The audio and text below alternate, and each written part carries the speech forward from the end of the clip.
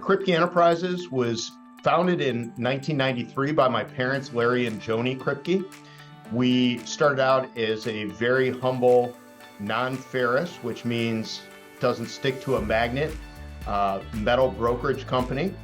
And we had 3 employees to start, which were my mom and dad and one other person.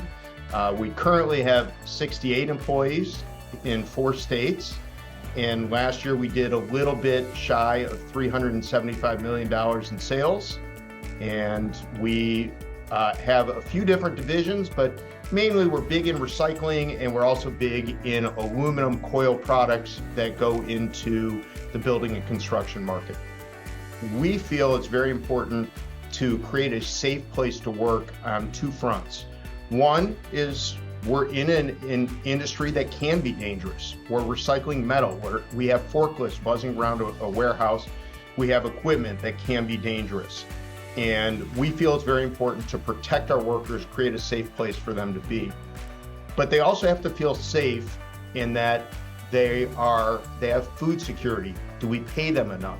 They also have to feel safe in housing security. Do they have a safe place to live?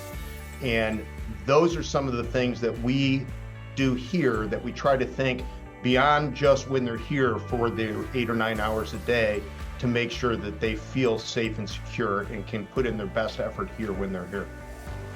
So I referenced feeling safe.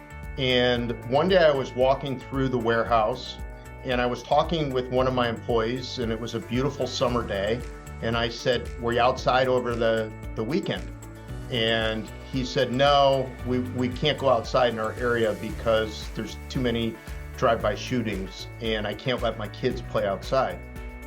And it just hit me so hard that we have employees that are not living in a safe, secure place. And it got me thinking, A, that's terrible, but B, how can they really do a good job here if they're always worried about what is going on at home, whether they're there or not? And so I got together with our executive team and I said, I would like to create a program to help people get into homes and get into safe neighborhoods and find a way to get there. How do we do that? And we have put together this program where we thought an important part of it was financial literacy. And we put them through a 6-month financial literacy course with the help of a partner, Sun, which is a credit union that we use for our HSA accounts, and they provide this course.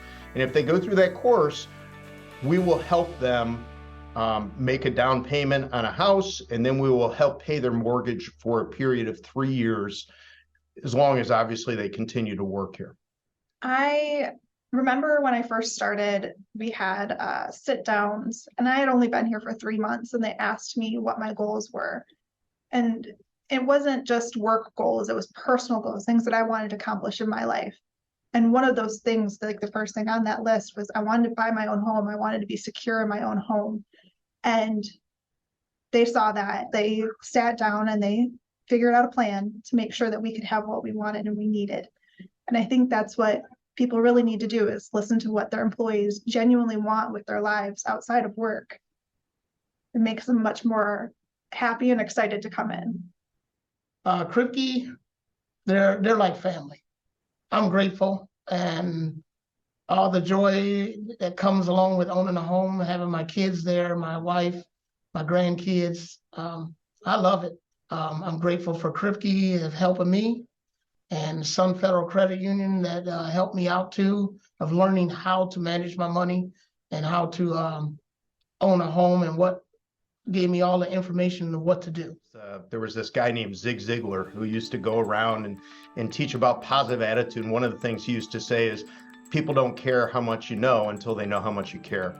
And one of the beautiful benefits of letting your employees know that you care about them is they will run through a brick wall for you.